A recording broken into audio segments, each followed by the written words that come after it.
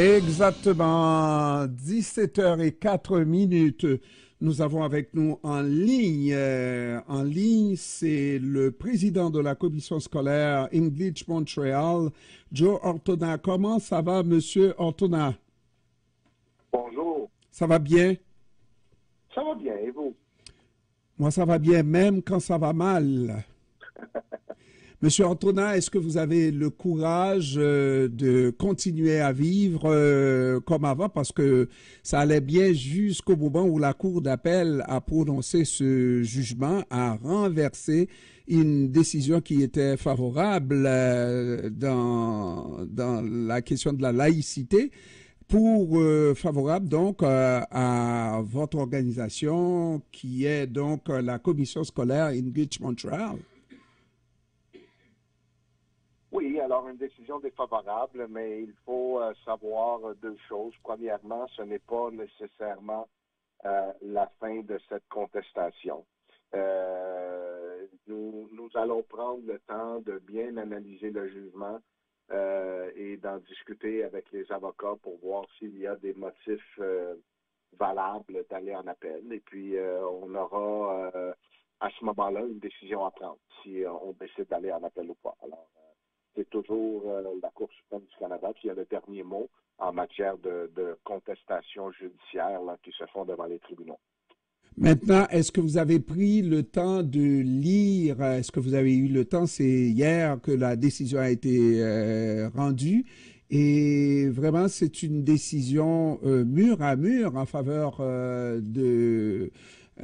du gouvernement du Québec qui se réjouit. Est-ce qu'il y a au départ une lueur d'espoir que vous retrouviez cette distinction faite par la Cour supérieure qui vous a reconnu un certain standing, au moins de trouver un aménagement pour faire une distinction entre les autres et la commission scolaire, et ça c'est regardé directement dans la Constitution canadienne, hein?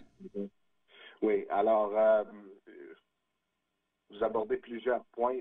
Premièrement, les tribunaux sont là pour trancher, pour rendre des décisions et pour éclairer dans des situations où il y a des zones grises, de rendre des décisions claires là, pour qu'il n'y ait pas d'ambiguïté. Alors, ce n'est pas surprenant que la Cour d'appel hier a rendu un jugement ferme. C'est toujours comme ça. Le jugement de la Cour supérieure était lui aussi un jugement très ferme et très fort.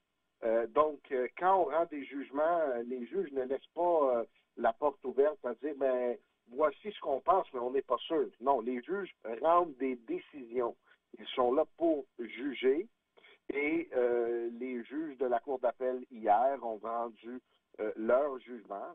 Bien évidemment, quand on rend des jugements comme ça, il y a un gagnant et un perdant. Alors, normalement, les gagnants sont très contents, disent ne pas vouloir d'appel. Les perdants, sur l'émotion, disent vouloir en appeler.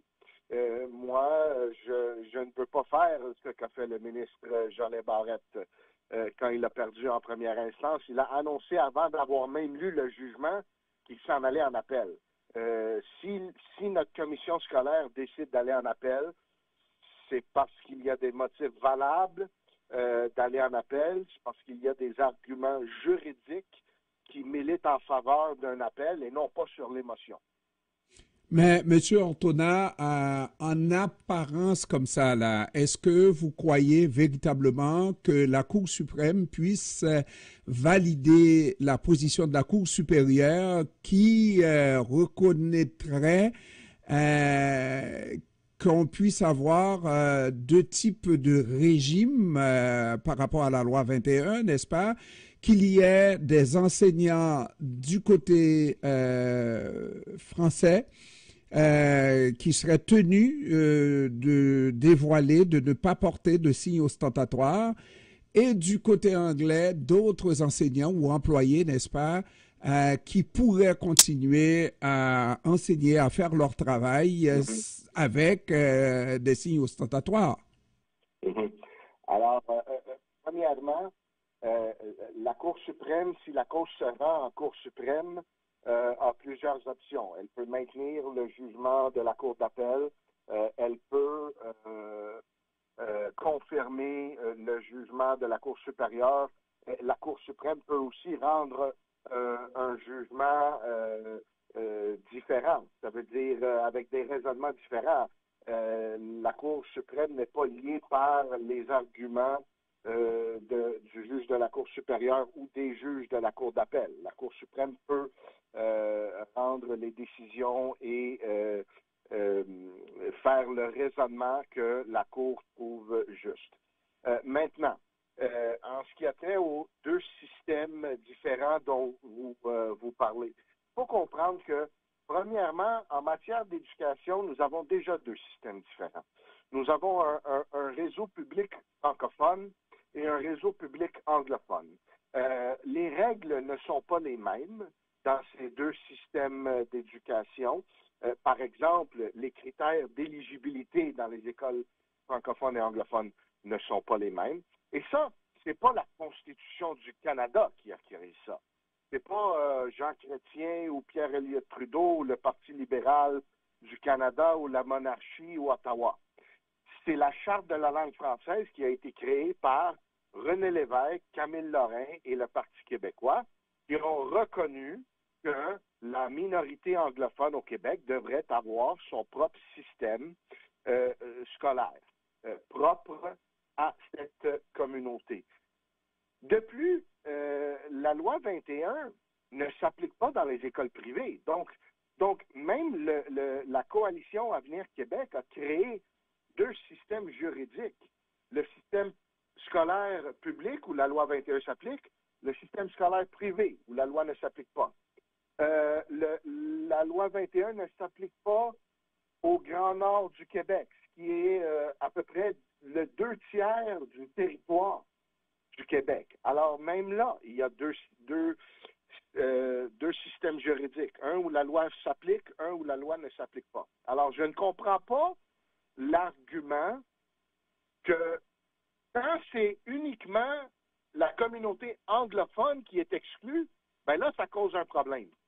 Le réseau privé, ça ne cause pas un problème. Le Grand Nord du Québec, ça ne cause pas un problème. Mais les anglophones, non. Pour eux, il ne peut pas y avoir d'exception. Alors, c'est là où l'argument que ça prend un système juridique à travers le Québec tombe, parce que ce n'est pas le cas présentement. Alors, quand on a des raisons, des explications pour qu'il y a des exceptions à une loi, on peut bien comprendre, oui, il y a des arguments pour l'école privée, il y a peut-être qu'on a trouvé des arguments pour l'école privée. Peut-être que du côté des anglophones, vous n'avez pas d'autres arguments quant à ces accoutrements qu'on appelle signes ostentatoires, là. Peut-être que vous n'en avez pas d'autres arguments qui justifieraient dans une société libre et démocratique qu'on puisse avoir sur un même territoire deux régimes différents. Oui, mais comme je viens de mentionner, on a présentement sur un même territoire deux régimes différents. Alors, c'est pas parce que les écoles privées sont allées devant les tribunaux et ont amené des arguments valables sur des questions de droit qu'ils ont eu gain de cause. Eux ont l'exception et la loi 21 ne s'applique pas aux écoles privées parce que l'Assemblée nationale, et en fait le gouvernement, a fait le choix, en toute conscience, de les exclure de l'application de la loi. Alors c'est pour cette raison qu'on en est là. Maintenant, nos arguments, regardez, nous, on pense que nos arguments étaient très forts et très valables. C'est la raison pour laquelle on a contesté la loi 21, c'est parce qu'on pensait qu'on avait des bons arguments et qu'on avait des bonnes chances de succès. La Cour d'appel, hier, a rendu un jugement qui donne une interprétation plus restrictive de l'article 23 de ce qu'on pensait. Et je pense une interprétation plus restrictive qu'a donnée la Cour suprême historiquement dans son analyse de l'article 23. Alors, c'est pour cette raison-là qu'il va falloir analyser bien le jugement et voir quel est le raisonnement précis là, de la Cour d'appel sur tous les points et de voir s'il y a des éléments là qui militent en faveur d'un appel. Voilà, alors, entre-temps, moi, je vais vous souhaiter bonne chance, Joe Ortona. Donc, on n'a pas fini d'entendre parler de la loi 21. On dit qu'il y a quand même autour de la loi 21 un consensus au Québec, moins la communauté anglophone, donc il faudrait ajouter, pas vrai? Merci beaucoup. Merci, Joe Ortona, et on se reparle la prochaine fois et je vous souhaite encore une fois bonne chance parce que je sais que vous allez aller en appel, presque sûr. C'est écrit dans le ciel, Joe Ortona, oui? Ben, c'est pas ma décision à moi. Hein. Nous avons un conseil des commissaires. Il y a 15 commissaires qui siègent et puis, évidemment, si nous décidons d'en débattre de la question, ben, chacun va exprimer son opinion et voter selon sa conscience à lui ou à elle. Merci beaucoup, Joe Ortona. Merci à vous. Merci. Au revoir. Au revoir.